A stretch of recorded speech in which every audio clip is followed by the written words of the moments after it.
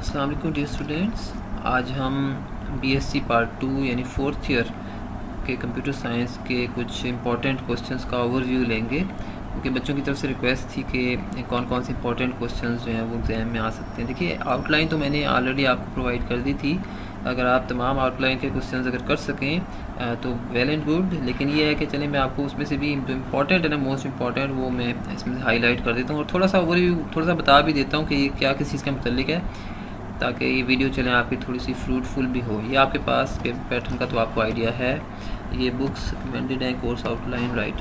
देखिए, चैप्टर 1 में हमारे पास सबसे पहली चीज़ बड़ा इंपॉर्टेंट है। अगर आप इसमें से मुझसे कहें कि मोस्ट इंपॉर्टेंट क्या है, तो इसमें से मैं कहूँगा जी इसमें मेटा डाटा बहुत इंपॉर्टेंट है। ठीक है, पता है आपको मेटा डाटा क्या होता है? मेटा डाटा कहते हैं कि जो आपकी देखिए, जो आप जब डेटाबेस में इंफॉर्मेशन स्टोर करते हैं तो दो तरह की होती है। एक तो असल इंफॉर्मेशन होती है, जिस तरह स्टूडेंट्स का बायोडाटा है, लेकिन इसके बैक पे भी कुछ इन्फॉर्मेशन होती है। इस बायोडाटा के बैक पे फॉर एग्जांपल जो स्ट्रक्चर से रिलेटेड इन्फॉर्मेशन है वो आपकी आती है मेटा डाटा में। फॉर एग्जांपल आपकी एक टेबल है स्टूडेंट का नेम, ठीक है, उसमें कॉलम्स आ रहा है, एक स्टूडेंट का नेम, स्टूडेंट का रोल नंबर और एड्रेस आ रहा है। ये तमाम जो मैं नाम ले रहा हूँ, एड्रेस, रोल नंबर, ये क्या है? मेटा डाटा में आ रहा है। बिल्कुल इसी तरह इनकी कोई डाटा टाइप्स भी होंगी, ठीक है, और हर फील्ड कितने लेंथ की है, किस साइज़ की है, ठीक है। तो इस तरह से कुछ मुतफरिक इन्फॉर्मेशन होती है जो आपकी बेसिकली डाटा में तो फॉल नहीं कर रही होती, मगर वो डाटा से रिलेटेड ज़रूर होती है। तो ये भी बड़ी इंपॉर्टेंट चीज़ होती है। और ये अलग से एक डाटा स्ट्रक्चर जहाँ ये अलग से स्टोर होती है डेटाबेस में, डीबीएमएस में। तो डाटा से हटकर, डाटा असल में तो आपका टेबल में स्टोर होता है, लेकिन मेटा डाटा है वो अलग से, इसका भी टेबल होता है, ठीक है, इसका भी टेबल होता है कि भाई आपके कितने टेबल में, बाकायदा इसकी ऑर्डर्ड एक प्रोसेस इन्फॉर्मेशन होती है, तो वो वहाँ पे स्टोर होता है, राइट। उसके बाद अगर देखें आप, जो मोस्ट इंपॉर्टेंट चीज़ है आपकी फाइल प्रोसेसिंग सिस्टम, ये बड़ा इंपॉर्टेंट अक्सर आ जाता है, इसके डिसएडवांटेज अक्सर आ जाते हैं, ये हमने तफसील से देखा था। आप इसको डीबीएमएस से आपने इसको डिफ्रेंशिएट करना है, ठीक है, डाटाबेस से आपने इसको कि क्या इसके, देखें, जो अगर आप एक चीज़ कर लेते हैं ना, फाइल प्रोसेसिंग सिस्टम के डिसएडवांटेजेस जो हैं वो इसके डीबीएमएस के एडवांटेजेस ज़ाहिर है वो इसमें कवर किए, और जो इसके डिसएडवांटेज हैं वो उसमें, ठीक है। नॉर्मली इसके एडवांटेजेस आते हैं एग्जाम में, और इसके एफपीएस के डिसएडवांटेजेस आते हैं, राइट जी। उसके बाद कंपोनेंट्स भी इंपॉर्टेंट हैं, ठीक है, वही सेकेंड ईयर में जो आपने पढ़े थे, डेटाबेस एनवायरनमेंट के जो कंपोनेंट्स में आपका ऑपरेटिंग सिस्टम आ जाता है, डेटाबेस डीबीएमएस का सॉफ्टवेयर आ जाता है, फिर ह्यूमन बींग्स जो यूज़र का एलिमेंट है, एंड यूज़र्स का एलिमेंट, ठीक है। तो ये तमाम कुछ कंपोनेंट्स हैं आपके। हार्डवेयर भी आ जाता है, वो इस कंपोनेंट्स का पार्ट है, मगर इसको आप इतना इंपॉर्टेंट चलें मैं इसमें नहीं करता। डिसएडवांटेज, डेटाबेस के एडवांटेज डिसएडवांटेज ये बड़ा इंपॉर्टेंट है।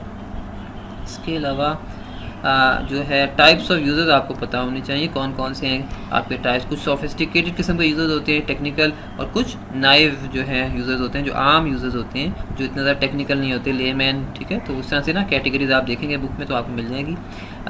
आई थिंक 2019 में ये हिस्ट्री का क्वेश्चन भी आया हुआ है, तो ये हिस्ट्री का भी आपको पता होना चाहिए, और बुक से आपको मिल जाएगी। जस्ट आपने थोड़ी सी वो, अगर आपको पता हो कि कौन से ईयर में क्या चीज़ आई, कौन से ईयर में ये ईआर मॉडल जो है आया, कौन से ईयर में जो है कौन से, इस तरह से एसक्यूएल कब आया, तो इस तरह से ना उन्होंने वो बताया हुआ, थोड़ा सा आपको पता, अगर वो आप ज़रा से वो याद रख लें, रटा बेसिकली रटा ही है, ठीक है, कोई लॉजिक तो उसमें है नहीं, लेकिन फिर भी आप अगर देख लें तो अच्छी बात है, राइट। नेक्स्ट हमारा चैप्टर 2 है। चैप्टर 2 में जो इम्पोर्टेंट है 3 लेवल आर्किटेक्चर्स का, जैसे नोट तो कभी नहीं आया, लेकिन एमसीक्यूज के पॉइंट ऑफ व्यू से ये इम्पोर्टेंट है, ठीक है। इसी तरह मैपिंग भी एमसीक्यूज के पॉइंट ऑफ व्यू से इम्पोर्टेंट है, जबकि ये जो है कंसेप्चुअल इंटरनल और एक्सटर्नल कंसेप्चुअल मैपिंग, ये भी इम्पॉर्टेंट है। ये बेसिकली आप ये कर लेंगे ना 3 लेवल आर्किटेक्चर, ये उसी में ही कवर हो जाते हैं, बल्कि इवन ये सारे पॉइंट्स देखें, यहाँ से लेकर यहाँ तक, ये सारे पॉइंट्स जो हैं आपके इसी 3 लेवल आर्किटेक्चर में कन्वर्ट आपके उसमें हो जाते हैं। आपकी एक चीज़ जो है इंडिपेंडेंस, आपको पता है क्या होती है कि एक, अगर आप एक लेवल पर कुछ चेंजेस कर रहे हैं तो उससे दूसरा लेवल जो है वो अफेक्ट ना हो, ठीक है। कि अगर आप फिजिकल लेवल पर हार्ड डिस्क चेंज कर रहे हैं तो उससे उसका ऊपर वाला जो लेवल है, कंसेप्चुअल लेवल पर कोई चेंज ना हो, या अगर कंसेप्चुअल लेवल पर कुछ चेंजेस कर रहे हैं तो उससे ऊपर वाला जो आपका है एक्सटर्नल लेवल वो अफेक्ट ना हो। तो इस तरह से इसको हम कहते हैं इंडिपेंडेंस। तो इस तरह से ना, यानी डिफरेंट जो लेयर्स हैं 3 लेवल आर्किटेक्चर की, वो किस तरह से यानी प्रोटेक्टेड हैं, और इसमें जो मैपिंग है ना, ये फ़र्क है इंडिपेंडेंस से। मैपिंग में जस्ट आप कहते हैं कि आपके एक्सटर्नल लेवल पर अगर कुछ चीज़ चाहिए आपके यूज़र को, एंड यूज़र को अगर कोई चीज़ चाहिए तो वो किस तरह से आपके डिफरेंट लेवल्स पर मैप होती है, वो किस तरह से कंसेप्चुअल लेवल पर मैप होती है, और कंसेप्चुअल लेवल कैसे उसको फिज़िकल लेवल से उठाता है चीज़, यानी एक चीज़ वही चीज़ फिज़िकल लेवल पर किस तरह स्टोर्ड है और वो कंसेप्चुअल लेवल पर किस तरह से नज़र आती है, और फिर एक्सटर्नल लेवल को किस तरह से वो प्रोवाइड की जा रही है, तो ये मैपिंग कहलाती है। ठीक है, तो ये फ़र्क है, इंडिपेंडेंस और मैपिंग में ज़रा फ़र्क है। अच्छा जी, तो लॉजिकल भी इसी का पार्ट है, लॉजिकल भी। अच्छा जी, व्हाट इज डेटा मॉडल, ये इतना इम्पोर्टेंट उसको हम नहीं कहेंगे। टाइप्स ऑफ डेटाबेस मॉडल्स में आपके पास ये पता है, आपको पता होने चाहिए, ये आपने सेकेंड ईयर में भी पढ़े थे। ठीक है, और इसमें जो है ना, ये जो रिलेशनल वाली कैटेगरी है ये बड़ी इंपॉर्टेंट है। आपको पता है आजकल जो आप डेटाबेस फॉलो करते हैं वो कौन सी कैटेगरी है, वो आपकी रिलेशनल DBMS कहलाता है। इससे पहले जो है हायरार्किकल और नेटवर्क जो है ये पुराने हो गए, मगर इनको भी सिर्फ इनको जस्ट थ्योरी की हद तक हम स्टडी करते हैं। तो बेसिकली आजकल जो आपका सिस्टम है ना डेटाबेस में, वो रिलेशनल DBMS कहलाता है। राइट जी, इसमें देखें इसी की आगे वो है एडवांटेजेस ऑफ रिलेशनल डेटाबेसेस। थोड़े से कभी ये क्वेश्चन आया तो नहीं है, लेकिन आपको थोड़ा सा आप देख सकते हैं। फंक्शंस ऑफ DBMS के क्या फंक्शंस हैं। ठीक है, database development process, top down process, bottom up. अच्छा, इसमें जो है ना ये जो DBA है, ये इसके क्या रोल्स हैं, DBA क्या क्या चीज़ परफॉर्म कर सकता है, एक्टिविटीज़। ठीक है, आपको DBA और डाटा एडमिनिस्ट्रेटर में फ़र्क पता होना चाहिए। देखें, जो DBA होता है वो सॉफ्टवेयर स्पेसिफिक चीज़ें तमाम जानता होता है, उसको एक सॉफ्टवेयर या एक फील्ड से रिलेटेड महारत। जबकि डाटा एडमिनिस्ट्रेटर शायद इतना टेक्निकल नहीं होगा, इज़ नॉट अ टेकी, वो कंप्यूटर शायद इतना जानता ना हो, लेकिन उसको किसी भी ऑर्गेनाइजेशन में एक की पर्सन होता है जिसको तमाम जनरल एक्टिविटीज़ का पता होता है कि भाई कौन सी चीज़ कहाँ पर क्या हो रहा है, कौन से डिपार्टमेंट में क्या हो रहा है। तो वो जो डाटा एडमिनिस्ट्रेटर है, लेकिन ये टेक्निकल भी हो सकता है, लेकिन नॉर्मली जो DBA है ना वो इज़ मोर टेक्निकल अगर हम DBMS के पॉइंट ऑफ व्यू से देखें। ठीक है, इसके बाद जनाब आपकी जो है डाटा डिक्शनरी एंड टाइप्स आपने करनी है। आपको पता है डाटा डिक्शनरी क्या होती है। डाटा डिक्शनरी में आपका जो मेटा डाटा है वो स्टोर होता है। ठीक है, आपका जो असल डाटा है वो तो डाटाबेस में स्टोर होता है टेबल्स में, जबकि वो जो मेटा डाटा स्टार्ट में मैंने बताया था वो आपका बहुत सारी मुतफरी किस्म की इंफॉर्मेशन जो है वो डाटा डिक्शनरी में स्टोर होती है। और ठीक है, राइट, इसके अलावा इसमें भी अगर आप कैटेगराइज करें, ये जो डेटाबेस डेवलपमेंट प्रोसेस है इसको आप थोड़ा सा देख सकते हैं, इसमें कौन कौन सी हैं प्रोसेसेस हैं, और टॉप डाउन डेवलपमेंट और बॉटम अप डेवलपमेंट को आप इसमें देख सकते हैं। ठीक है जी, ये जो बॉटम अप अप्रोच है ये ज़रा थोड़ा सा जल्दी आप समझ लें, एक सॉफ्टवेयर को जल्दी बनाने में आपको हेल्प आउट करता है, या जल्दी से आपकी प्रॉब्लम जो है वो आपके सामने आ जाती है कि आप जिस प्रॉब्लम को सॉल्व करना चाह रहे हैं। इसीलिए आप टॉप डाउन एक फॉर्मल अप्रोच होती है, तो कि वो जो एक फेज़ बाय फेज़ सॉफ्टवेयर जब बनाते हैं तो एक टॉप डाउन एक कुछ अप्रोच एक होती है। सबसे पहले ये होगा जनाब प्लानिंग होगी, फिर डिज़ाइन होगा, ठीक है, फिर कोडिंग होगी। इस तरह से करते करते आप जो है ना फाइनल इम्प्लीमेंटेशन की तरफ आते हैं। जबकि बॉटम अप्रोच में आप डायरेक्टली सिस्टम का ही मुताला कर रहे होते हैं, और इस तरह से आपके सामने ज़रा जल्दी एक क्विक अप्रोच आप कह सकते हैं इसको। राइट जी, नेक्स्ट ज़रा देखते हैं चैप्टर 3, बड़ा इंपॉर्टेंट चैप्टर है जी, ER मॉडल। और एक क्वेश्चन आपको पता है कि एंटिटी रिलेशनशिप से लाजमी आता है, और देखें इसमें से 2 क्वेश्चन तो लाजमी आते हैं, ER मॉडल या फिर आपका नॉर्मलाइजेशन और SQL। इन तीनों में से 2 क्वेश्चन मस्ट आते हैं, लेकिन आपको नहीं पता कि कौन, कई दफ़ा तीनों का ही थोड़ा थोड़ा वो करके पूछ लेते हैं, तो ये पर डिपेंड करता है। लेकिन आपने तीनों ही करने हैं, आप कुछ नहीं कह सकते कौन सा आएगा। राइट, आपको इसमें से एंटिटी टाइप का पता होना चाहिए। ठीक है, अब आपको इंस्टेंस का पता होना चाहिए। क्या होता है इंस्टेंस? एंटिटी टाइप तो हो गई था स्टूडेंट का टेबल, स्टूडेंट जो है बेसिकली क्या एंटिटी टाइप या एंटिटी जिसे हम कहते हैं, जबकि इंस्टेंस कहते हैं उस स्टूडेंट की एंटिटी में या स्टूडेंट के टेबल में जितने भी स्टूडेंट्स हैं। मैं कहता हूँ अगर 10 स्टूडेंट्स उसमें आपने स्टोर किए हैं 10 रिकॉर्ड्स, तो वो 10 इंस्टेंसेस कहलाएंगे। ठीक है, तो वो इंस्टेंसेस हैं आपके। बेसिकली जो असल में डाटा रिकॉर्ड की जो बात हो रही है ना, कितने डाटा रिकॉर्ड्स हैं, तो हर एक रिकॉर्ड जो है वो हम उसे कहेंगे वो एक इंस्टेंस है। राइट जी, आपको पता है कि एट्रीब्यूट्स रिलेशनशिप्स ये बड़ी इंपॉर्टेंट है थ्योरी के पॉइंट ऑफ व्यू से। और एट्रीब्यूट्स हम कहते हैं कि एक टेबल में स्टूडेंट के टेबल में जितने कॉलम्स हैं ना, स्टूडेंट का नेम ये भी एक एट्रीब्यूट है, रोल नंबर एक उसका एट्रीब्यूट है, उसकी क्लास, उसकी एज, ये सारे क्या हैं एट्रीब्यूट्स। रिलेशनशिप्स होते हैं डिफरेंट टेबल्स के दरमियान। एक स्टूडेंट का अगर कोर्स की स्टूडेंट की एंटिटी अगर कोर्स की एंटिटी के साथ लिंक हो रही है कि एक स्टूडेंट कितने कोर्सेज उठाता है, अभी जो मैंने बात की ना उठाना, तो ये जो है ना बीच में इसका एक रिलेशनशिप बन जाएगा उठाने का। कितने वो पिक करता है कोर्सेज, एक स्टूडेंट एक से ज़ायद कोर्सेज पिक कर सकता है या एक स्टूडेंट एक ही कोर्स पिक कर सकता है एक सेशन में, तो ये इसे हम कहते हैं रिलेशनशिप।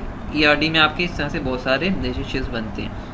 टाइप्स ऑफ एट्रीब्यूट्स अगर आप देखें तो बुक में अच्छा एक वो दी हुई है, वो सारी आपने ना करनी है, ईजी है, इतनी मुश्किल नहीं है।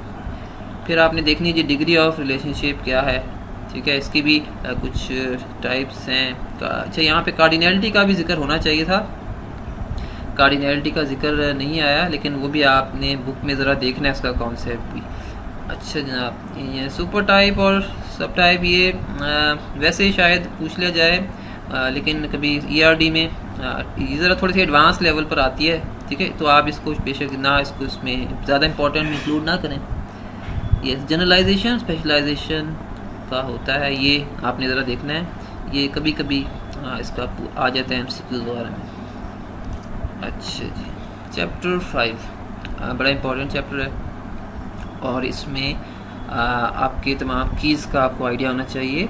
और आपको पता है, जस्ट मैं बड़ी ब्रीफली बताऊंगा कि प्राइमरी की यूनिक की होती है जो कि तमाम एक टेबल के रिकॉर्ड्स को यूनिकली आइडेंटिफाई कर रही होती है। फॉरेन की कहते हैं कि आपकी एक की जब दूसरे टेबल में आ रही हो आपकी, फॉर एग्जाम्पल जो प्राइमरी की है ना, अगर ये किसी दूसरे टेबल में भी आ रही है, आप स्टूडेंट का रोल नंबर है जिस तरह किसी दूसरे टेबल में भी आ रहा है वही रोल नंबर, तो ये उसको हम कहेंगे फॉरेन की, और वहाँ पे वो रिपीट भी हो सकती है। तो दो डिफरेंट टेबल्स को अगर आपने लिंक करना है तो वो फॉरेन की के थ्रू हम कर रहे होते हैं, इसी रिलेशनशिप के थ्रू करते हैं। कंपोजिट की कहते हैं जब एक प्राइमरी की ही अगर आपकी कम से कम दो एट्रीब्यूट्स पर मुश्तमिल हो अगर, तो उसे कहते हैं कंपोजिट की। सुपर की एक बड़ी जनरल जेनेरिक टाइप की होती है जिसके अंदर बड़ी अगर काफ़ी सारे एट्रीब्यूट्स हो सकते हैं सुपर की में, हम उसे कहते हैं, लेकिन सुपर की भी आपकी यूनिकली आइडेंटिफाई कर रही होती है। कैंडिडेट की कहते हैं कि आपके पास अगर एक से ज़ायद कीज़ हैं जो कि यूनिकली आइडेंटिफाई कर सकती हैं, फॉर एग्जांपल आपका CNIC है, आपका रोल नंबर है, आपका पासपोर्ट नंबर है, सारी कैंडिडेट कीज़ हैं, अगर आपने उनमें से किसी एक को सिलेक्ट कर लिया तो वो आपकी बन जाएगी प्राइमरी की, जबकि बाकी जो हैं 3-4 जो बच जाएंगी उनको हम कहते हैं अल्टरनेट कीज़। अच्छा जी, उसके बाद आपने देखना जी types of relations. Types of relation में जिस तरह एक व्यू है वो भी एक टाइप ऑफ रिलेशन है। बेसिक जो इसका एक टेबल होता है, सोर्स टेबल है, ठीक है, वो भी आपका एक जो है वो आपका एक रिलेशन की ही टाइप है। तो ये आपने ज़रा देखना है, बुक में आपको मिल जाएगा टाइप्स ऑफ रिलेशंस। ये अलग से तो नहीं आया क्वेश्चन, प्रॉपर्टीज़ वाला इंपॉर्टेंट है, रिलेशंस की आपने प्रॉपर्टीज़ देखनी है। अच्छा जी, इसके बाद ये आपको आइडिया होना चाहिए, इंटेग्रिटी इसका पता होना चाहिए। रेफरेंशियल इंटेग्रिटी में प्राइमरी की और फॉरेन की के साथ जो रिलेशनशिप बनता है ना रिकॉर्ड्स का, वो रेफरेंशियल इंटेग्रिटी में आ रहा है। डोमेन इंटेग्रिटी कहते हैं कि देखिए, डोमेन इंटेग्रिटी में आप डाटा की इंटेग्रिटी को इंश्योर कर रहे होते हैं। किस तरह से कर रहे होते हैं, मैं एग्जांपल देता हूँ। फॉर एग्जांपल आपके नेम के कॉलम पर आप एक चेक लगा देते हैं कि जिसकी वजह से आप नेम के कॉलम में आप कोई न्यूमेरिक एंटर नहीं कर सकते, या एज के कॉलम में आप न्यूमेरिक का कुछ चेक लगा देते हैं और फिर उसमें आप कोई अल्फ़ाबेट्स एंटर नहीं कर सकते। तो इस तरह से ना आप इसी तरह रेंज है, आप चाहते हैं किसी कॉलम में एक रेंज है, एज है ना, जिस तरह इसमें आप एक रेंज डिफाइन कर दें, भाई इसमें 20 से लेकर 60 तक की ही एज हो सकती है एम्प्लॉयज़। तो ये चेक्स हैं, तो हम इस तरह से इसको कहते हैं डोमेन इंटेग्रिटी को इंश्योर करना। आप डोमेन इंटीग्रिटी को इंश्योर कर सकते हैं ये वाली इंटीग्रिटी लगा। इसी तरह एंटिटी की इंटीग्रिटी होती है। प्राइमरी की जब आप अप्लाई करते हैं ना, प्राइमरी की लगाते हैं, प्राइमरी की आपकी एंटिटी की इंटीग्रिटी को इंश्योर करती है, हर एक रिकॉर्ड को वो एक यूनिक फॉर्म में इंश्योर कर रही होती है। राइट जी, DML DDL बड़ी इंपॉर्टेंट है दोनों। देखें, आपके SQL में दो तरह की क्यूरीज, बल्कि 3 तरह की होती हैं, यहाँ 2 ही लिखी हुई हैं फ़िलहाल। DML होती है जो डाटा पर वर्क करती है, डाटा मैनिपुलेशन लैंग्वेज, और DDL stands for data definition language. For example अगर आप कुछ फॉर एग्ज़ाम्पल देखें, आपने स्टूडेंट का रिकॉर्ड एंटर करना है या स्टूडेंट का रिकॉर्ड डिलीट करना है, मॉडिफाई करना है। अली की एज आपने चेंज करनी है रिकॉर्ड में, तो वो कौन सी कहलाएगी एसक्यूएल की? वो डीएमएल की कैटेगरी में आएगी ये वाली कमांड। लेकिन अगर आपने कुछ स्ट्रक्चरल चेंजेस करनी है, कोई नया टेबल ऐड करना है, नया कॉलम ऐड करना है, कोई पुराना टेबल डिलीट करना है, कोई कॉलम डिलीट करना है, ठीक है, ये स्ट्रक्चरल चेंजेस हैं। यानी आपने अगर मेटा डाटा से रिलेटेड कुछ अगर चेंजेस करनी है, डाटा डिक्शनरी में ज़ाहिर चेंजेस होंगी फिर फिर आपकी आ जाएंगी डीडीएल की कैटेगरी में वो, मगर होंगी वो भी क्यूरीज ही होंगी। एसक्यूएल में क्यूरीज आपको पता है कि क्यूरी क्या होती है, तो उसकी टाइप्स हैं। तो डीएमएल अगर आप डाटा पर कुछ वर्क कर रहे हैं, कोई नया रिकॉर्ड इंसर्ट कर रहे हैं, पुराना रिकॉर्ड माइनस कर रहे हैं, डिलीट कर रहे हैं, अल्टर कर रहे हैं, तो वो डीएमएल है। अच्छा जना, इसके अलावा भी होते हैं डीसीएल, एक और होता है डीसीएल, कहते हैं डाटा कंट्रोल लैंग्वेज, जिसमें आप राइट्स या प्रिविलेजेस देते हैं तमाम यूज़र्स को कि भाई किस यूज़र को कितने प्रिविलेजेस हैं, कितने राइट्स हासिल हैं, वो आपकी इसमें नहीं है। Operation in algebra, relational algebra, ये वैसे तो इम्पॉर्टेंट है, वैसे जनरली इम्पॉर्टेंट है। शायद मैंने आपके में ज़रा कम ही देखे हैं इससे क्वेश्चंस, लेकिन आपको सिलेक्शन और प्रोजेक्शन का फ़र्क पता होना चाहिए, ठीक है। ये आपने ज़रा देखना है, ये एमसीक्यूज़ में आ जाता है। सिलेक्शन और प्रोजेक्शन क्या होती है, ये इसका ताल्लुक भी एसक्यूएल से ही है। और इन दोनों में से चले मैं एक बता देता हूँ, मैं क्योंकि ज़रा वो मिस कर रहा हूँ, गालिबन गलती भी हो सकती है, लेकिन आपने ज़रा इसको कंफर्म कर लेना है। सिलेक्शन एक होती है आपकी सिलेक्शन और एक होती है प्रोजेक्शन। यहाँ पर देखिए जो आपकी प्रोजेक्शन है, प्रोजेक्शन में आपको जब भी आप क्यूरी रन करते हैं, आपको पता है कि उसमें कुछ कॉलम्स शो होते हैं और कुछ रोज़ आपकी फ़िल्टर होकर आती हैं। तो वो जो कॉलम्स की फ़िल्ट्रेशन की बात है ना, फॉर एग्जांपल आपके स्टूडेंट के टेबल में 10 कॉलम है, अगर आपने उसमें सिर्फ स्टूडेंट का नेम चाहिए आपको और स्टूडेंट की क्लास भी आ जाए आपके सामने कि वो किस क्लास से बिलोंग करता है, तो ये जो कॉलम्स की सिलेक्शन है ना उसमें से, तो ये आपको पता है आप सेलेक्ट की क्लास में देते हैं, तो इसको हम कहते हैं प्रोजेक्शन। कि आपने अगर कॉलम्स को फ़िल्टर करना है तो दैट इज़ योर प्रोजेक्शन। लेकिन अगर आपने रोज़ को फ़िल्टर करना है, ज़ाहिर है कि अगर आपके 1000 स्टूडेंट्स हैं आपके कॉलेज में, तो आपने किस तरह से आप चाहते हैं कि रोज़ फ़िल्टर हो। सपोज़ मैं चाहता हूँ कि सिर्फ 18 और 19 की एज की कैटेगरी के जितने स्टूडेंट्स हैं मेरे सामने आ जाए, ज़ाहिर वो आप फिर वेयर की क्लास से करेंगे, आपको पता है। तो इसको यानी रोज़ को फ़िल्टर करना जो है ना, इसको हम कहते हैं सिलेक्शन। कॉलम्स की जो फ़िल्ट्रेशन है दैट इज़ प्रोजेक्शन, और रोज़ की जो फ़िल्ट्रेशन है दैट इज़ सिलेक्शन। अच्छा जी, उसके बाद आपके जॉइन ऑपरेशंस आ जाते हैं, बड़े इंपॉर्टेंट हैं। कौन कौन से जॉइन है? इनर जॉइन है, आउटर जॉइन है और सेल्फ जॉइन है, ठीक है, इक्वू जॉइन, ये तमाम जॉइंस आपने करने हैं।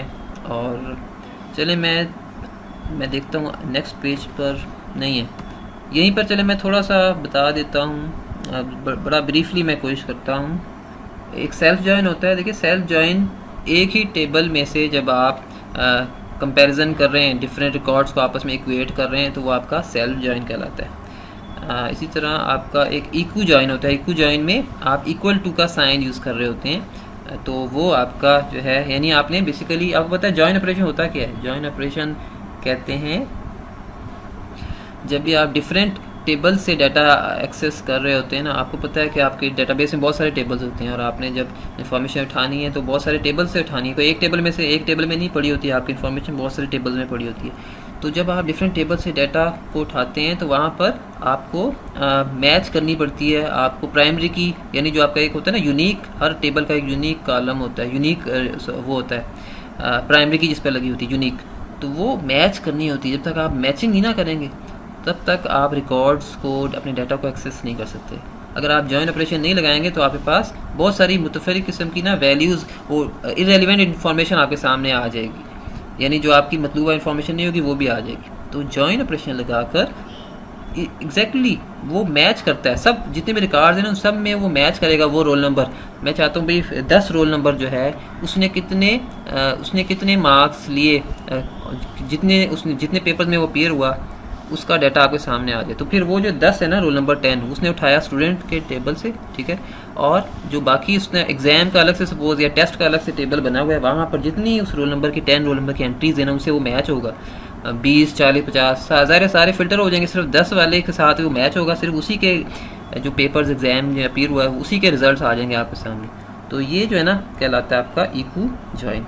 इसी तरह एक होता है नॉन इक्वू जॉइन। नॉन इक्वू जॉइन में आपके पास ये वाले होते हैं ऑपरेटर्स, इक्वल टू का नहीं होता, इसमें आपके पास लेस देन, ग्रेटर देन और इस तरह के होते हैं, ठीक है, यानी होते रिलेशनल की कैटेगरी में, मगर इज इक्वल टू से हटकर जो है वो उनको आप कहते हैं नॉन इक्वू जॉइन। इक्वू जॉइन में इज इक्वल टू और नॉन इक्वू में लेस देन, ग्रेटर देन। फिर आज आपका जाता है जनाब आउटर जॉइन।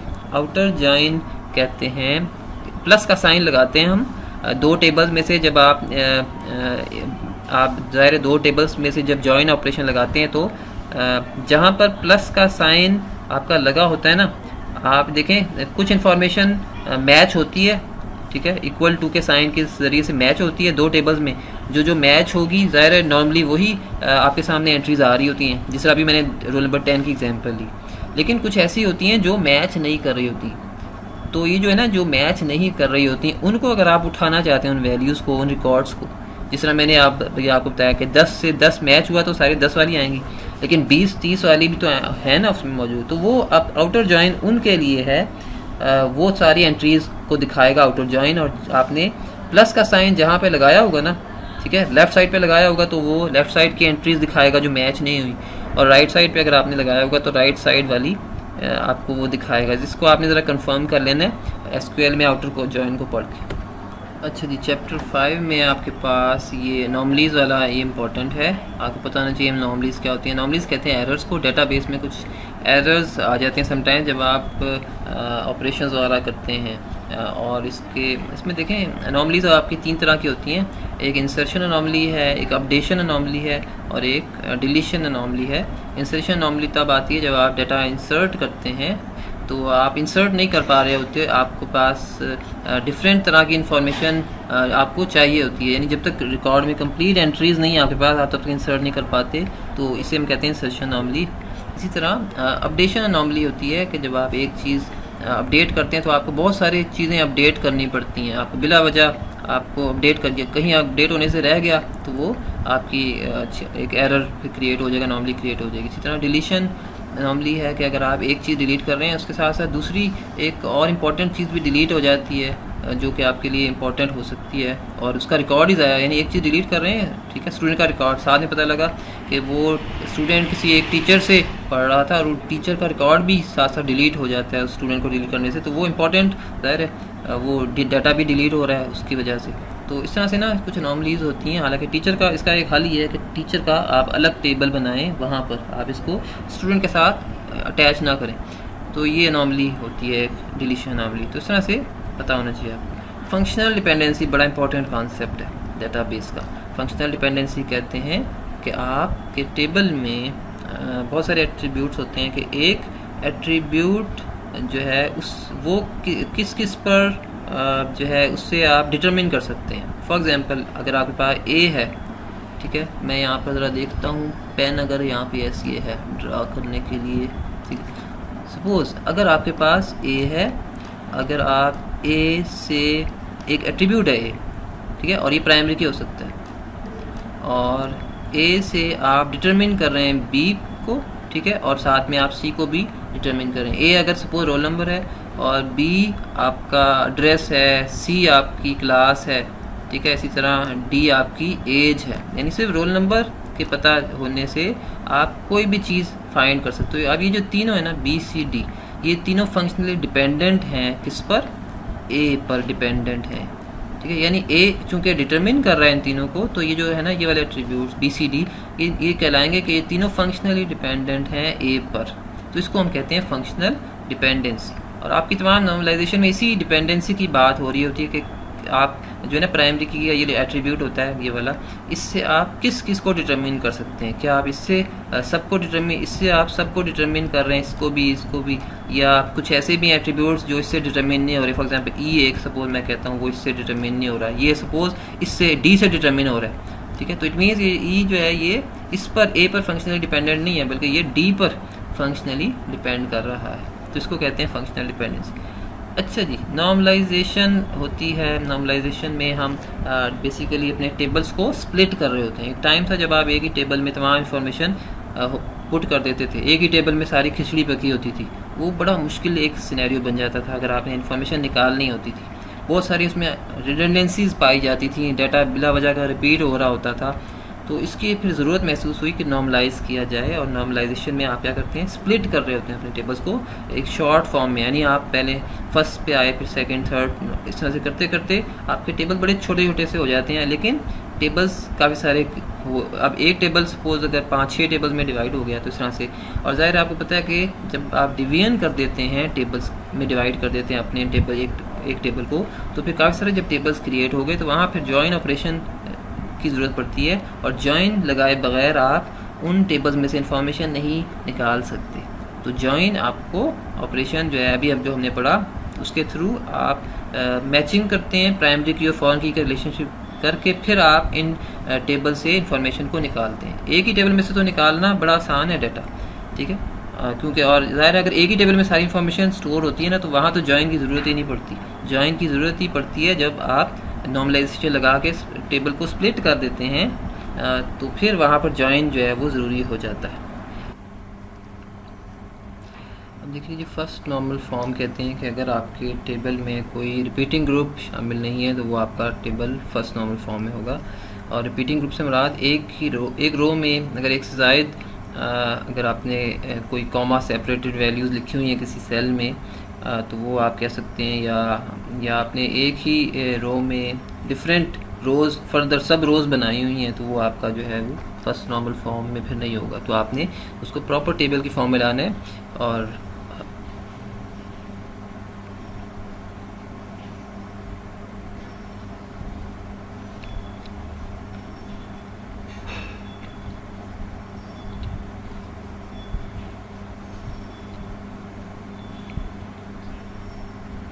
जब आप उसको प्रॉपर फॉर्म में ले आते हैं, टेबल की फॉर्म में ले आते हैं, वो आपका फर्स्ट।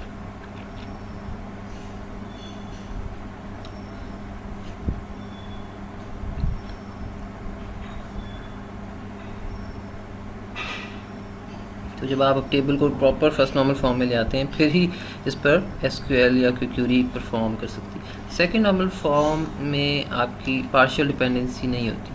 अगर आपके पास टेबल में पार्शियल डिपेंडेंसी है, इट मीन्स आपका टेबल सेकंड नॉर्मल फॉर्म में नहीं है। जबकि सेकंड नॉर्मल फॉर्म की डेफिनेशन ये है कि table is already in first normal form and there is no partial dependency. इसी तरह थर्ड नॉर्मल फॉर्म की भी आपकी है कि table already second normal form में है और कोई ट्रांजिटिव डिपेंडेंसी नहीं होती। पार्शियल डिपेंडेंसी आपको पता है कि एक नॉन की एट्रीब्यूट अगर प्राइमरी की के किसी एक हिस्से पर डिपेंड कर रहा है तो वो पार्शियल डिपेंडेंसी होती है। और अगर आपका प्राइमरी की एक सिंगल एट्रीब्यूट पर मुश्तमिल है तो आपका table already second normal form में होगा। इसी तरह थर्ड नॉर्मल फॉर्म में आप ट्रांजिटिव डिपेंडेंसी अगर रिमूव कर देते हैं तो आपका टेबल आ जाता है थर्ड नॉर्मल फॉर्म में। तो अब देखिए, ट्रांजिटिव डिपेंडेंसी होती है कि आपका एक नॉन की एट्रीब्यूट अगर दूसरे नॉन की एट्रीब्यूट पर डिपेंड कर रहा है तो वो होती है ट्रांजिटिव डिपेंडेंसी। यानी इसमें प्राइमरी की आप बात नहीं करते। सेकंड नॉर्मल फॉर्म में प्राइमरी की बात हो रही होती है। अगर कॉम्पोजिट की है आपकी तो वहाँ चांस हो सकता है कि शायद सेकंड नॉर्मल फॉर्म में ना हो। BCNF जो है ये आपकी थर्ड नॉर्मल फॉर्म की ही एक्सटेंशन है। समटाइम्स ऐसा होता है कि कुछ रिडंडेंसीज रह जाती हैं थर्ड नॉर्मल फॉर्म में, तो उनको फिर BCNF जो है वो कवर कर रही होती है। तो BCNF बेसिकली इसमें ये होता है कि हर डिटर्मिनेंट जो है, फॉर एग्जांपल जैसे आपने देखा ये एक डिटर्मिनेंट है, तो BCNF में ये होता है कि हर डिटर्मिनेंट, जितने भी डिटर्मिनेंट्स हैं आपके टेबल में, every determinant is a candidate की। अगर वो इस तमाम कैंडिडेट कीज़, तमाम डिटर्मिनेंट्स अगर कैंडिडेट कीज़ होंगी तो फिर हम कह सकते हैं कि आपका टेबल जो है वो BCNF में है। समटाइम ऐसा होता है कि कोई डिटर्मिनेंट भी है, और जिस तरह ये, ठीक है, ये अगर C को फाइंड कर रहा है, सपोज ये अगर डिटर्मिनेंट है मगर ये B अगर कैंडिडेट की नहीं है तो इट मीन्स ये टेबल आपका फिर इसमें नहीं होगा, BCNF में नहीं होगा। फोर्थ नॉर्मल फॉर्म को आप ड्रॉप कर दें, मैंने नहीं देखा कभी ये आया हो, तो अब आपने जस्ट BCNF तक इसको प्रिपेयर करना है। लेकिन थर्ड नॉर्मल फॉर्म तो सबको आना चाहिए, थर्ड नॉर्मल फॉर्म तक तो सबको आना चाहिए। जी, नेक्स्ट है आपका चैप्टर 6। ये जस्ट आपकी इम्प्लीमेंटेशन को शो कर रहा है। इसमें ऐसा कोई उस लिहाज से पेपर के पॉइंट ऑफ व्यू से इतना इंपॉर्टेंट नहीं, लेकिन समझने के पॉइंट ऑफ व्यू से लॉजिकली आपको पता होना चाहिए। जी, चैप्टर 8 स्ट्रक्चर्ड क्यूरी लैंग्वेज बड़ा इंपॉर्टेंट चैप्टर है, और इसमें से एक क्वेश्चन मस्ट आता है। आपने इसकी फ़ीचर्स भी देखनी है, और तमाम जितनी भी क्लासेस हैं, सिलेक्ट स्टेटमेंट है, इस तरह से और क्लासेस हैं, उन सबको देखना है।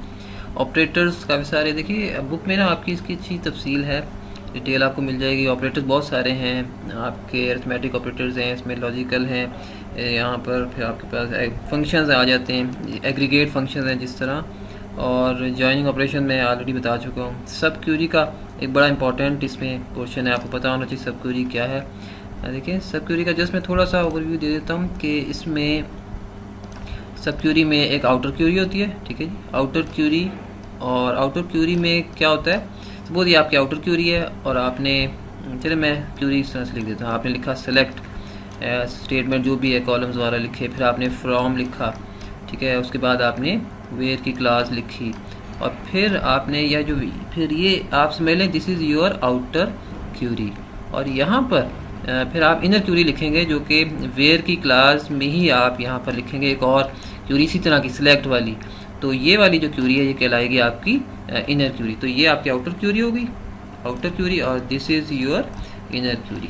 तो देखें आपकी जो आउटर क्यूरी है ये वाली दिस वन, ये डिपेंड करेगी इनर क्यूरी के रिजल्ट पर। पहले आपकी इनर क्यूरी रन करेगी और उसके बाद आउटर क्यूरी रन करेगी, यानी आप इसमें लें कि कुछ रिजल्ट्स या कुछ वैल्यूज़ इनर क्यूरी प्रोवाइड करेगी आउटर क्यूरी को, और फिर आउटर क्यूरी अपना फाइनल रिजल्ट परफॉर्म करेगी। तो ये दोनों, तो इसको हम कहते हैं सब क्यूरी। ये जो है ना आपकी inner query, this one, this is your inner query. और तो ये आपकी, या सब क्यूरी आप इसको कह सकते हैं। तो सब क्यूरी का बड़ा एक इंपॉर्टेंट, हर दफ़ा कुछ ना कुछ इसमें से पूछ लिया जाता है, तो आपने इसको ज़रा बुक से देखना है, राइट जी। उसके बाद कॉन्स्ट्रेंट्स जो हैं ये यूज़ होते हैं आपके जब आप एसक्यूएल की जो डीडीएल की कमांड्स लिखते हैं। डीडीएल से मुराद डाटा डेफिनेशन लैंग्वेज, उसमें आप जब स्ट्रक्चर डिफाइन कर रहे होते हैं अपने टेबल्स डेटाबेस का, तो वहाँ पर इस तरह के कॉन्स्ट्रेंट्स लगाते हैं। नल कॉन्स्ट्रेंट है, यूनिक कॉन्स्ट्रेंट है। यूनिक कॉन्स्ट्रेंट आपको पता है प्राइमरी की में लगा होता है, प्राइमरी की लगाते हैं तो एक यूनिक का कॉन्स्ट्रेंट और नल का कॉन्स्ट्रेंट, दो चेक्स ऑटोमेटिकली लग जाते हैं जब आप ये वाली की जो है जब आप कॉन्स्टेंट लगाते हैं। तो इस तरह से ये अलग अलग से भी लगा सकते हैं ये वाले कॉन्स्टेंट्स आप। फॉरेन की भी इसी तरह से आपकी कॉन्स्टेंट है, राइट। तो इस पे बात हो चुकी है डीएमएल पे और डीडीएल पे। व्यूज़ क्या होते हैं? व्यूज़ कहते हैं, ये आप समझ लें ये टाइप्स ऑफ टेबल्स में कवर होता है। ये भी आपकी टेबल की एक टाइप है। जब भी आप देखें आपके जो डेटाबेस यूज़र्स हैं, एंड यूज़र्स हैं, हर एंड यूज़र का अपना एक व्यू होता है जो उसको नज़र आ रहा होता है, और दूसरे किसी यूज़र का व्यू डिफरेंट होगा, यानी हर एक यूज़र का, एंड यूज़र का व्यू डिफरेंट होता है, और वो बेसिकली क्यूरी होती है, क्यूरी का रिज़ल्ट होता है, यानी बैक एंड पर एक क्यूरी स्टोर होती है उस व्यू के अगेंस्ट, तो वो क्यूरी रन होती है ओरिजिनल जो आपके सोर्स टेबल्स हैं उन पर, फिर आपका व्यू जो है वो सबका अपना अपना डिफ़ाइन हो जाता है। तो बेसिकली व्यू आपका स्कीमा का एक तमाम इससे इंफॉर्मेशन जो है वो आपके इसमें डाटा डिक्शनरी में स्टोर होती है।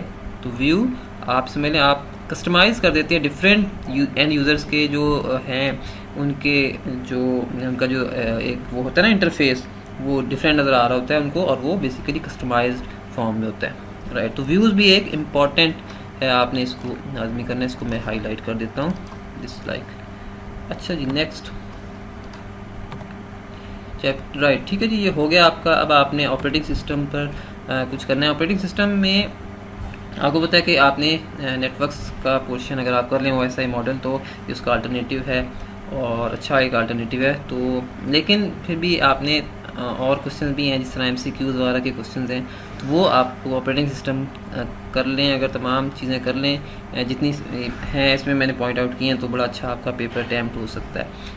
समटाइम ऐसा होता है नेटवर्क्स में से कोई मुश्किल चीज़ आ गई समटाइम्स, तो वो फिर आप यहाँ से अटैम्प्ट कर सकते हैं, आपके पास थोड़ी सी ऑप्शन होनी चाहिए। अच्छा जी, चैप्टर 1 देखिए जी, मशीन साइकिल और इंस्ट्रक्शन लाइफ साइकिल का पता होना चाहिए। आपने थर्ड ईयर में भी पढ़ा, और वही फैच है, डिकोड है, इंटरप्रेट करते हैं, फिर आप स्टोर करते हैं, ठीक है। वो जो 3-4 स्टेप्स हैं आपने वो ज़रा देख लेने। कंपोनेंट्स, अच्छा जी, ये जनरल आर्किटेक्चर है, इसका आपको आइडिया है पहले से। टाइप्स ऑफ रजिस्टर का भी पता है आपको, और इसके अलावा ये जनरल चीज़ें हैं। कर्नल का आपको पता होना चाहिए, इम्पोर्टेंट है। कर्नल क्या है? बेसिकली आप ये समझ लें कि आपके ऑपरेटिंग सिस्टम में जो बैक एंड पर एक मेन ऑपरेटिंग सिस्टम का जो काम कर रहा है ना, जो कोर फंक्शनैलिटी आपके ऑपरेटिंग सिस्टम की, वो कर्नल, उसको हम कहते हैं कर्नल, ठीक है। सपोज़ मैं यहाँ अगर यहाँ पर इस तरह से ड्रा करूँ, सपोज़ ये आपका कर्नल है, ठीक है। और फिर ये जनाब ऊपर मैं इसको कह सकता हूँ ये हमारा क्या है, ऑपरेटिंग सिस्टम, और दिस इज़ योर कर्नल। तो असल चीज़ जो है ना ऑपरेटिंग सिस्टम में वो कर्नल ही ऊपर, बाकी तो ये इस लेयर पे दूसरी और बहुत सारी चीज़ें हैं छोटी छोटी, लेकिन जो असल चीज़ है ना वो आपकी ये कर्नल में फॉल कर रही है।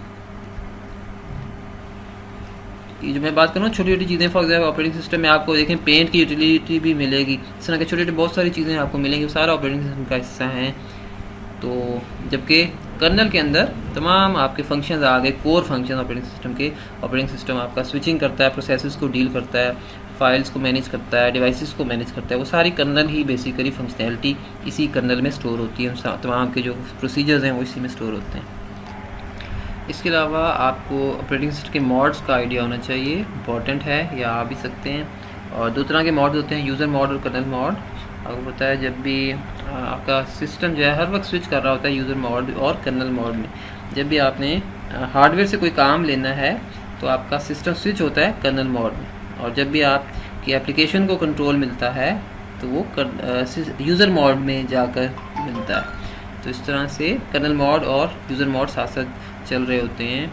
आप फॉर एग्जांपल सेव करते हैं ना, MS वर्ड में कोई चीज़ आपने टाइप की और जैसे ही आपने सेव का बटन प्रेस किया तो वो हार्ड ड्राइव पर होगी, तो वो उसको हार्डवेयर से सर्विसेज चाहिए, तो वो कर्नल मॉड में स्विच होगा कंट्रोल सिस्टम का, फिर ही वो सेव होगा। तो वहाँ पर सिस्टम कॉल्स का भी कॉन्सेप्ट आ जाता है ये वाला। तो यहाँ सिस्टम कॉल्स भी इन्वॉल्व हो जाती हैं, आपने ज़रा देखनी है इसकी कुछ टाइप्स हैं सिस्टम कॉल्स की, तो ये भी इम्पॉर्टेंट है। टाइप्स ऑफ ऑपरेटिंग सिस्टम का आपको आइडिया होना चाहिए। सिंगल यूज़र सिंगल टास्किंग, जिस तरह डॉस है, और आजकल तो मल्टी यूज़र मल्टी टास्किंग वाले हैं सिस्टम्स, ठीक है, जो थोड़ा सा आप इसको देख सकते हैं। इसके साथ साथ टाइप्स में आपने ये लिखना है, फिर आपने बैच लिखना है, ठीक है, ये सारे आपके टाइप्स में कवर हो रहे हैं ये, और टाइम शेयर्ड सब ये उसकी टाइप्स में है। रियल टाइम ऑपरेटिंग सिस्टम और जनाब एम्बेडेड,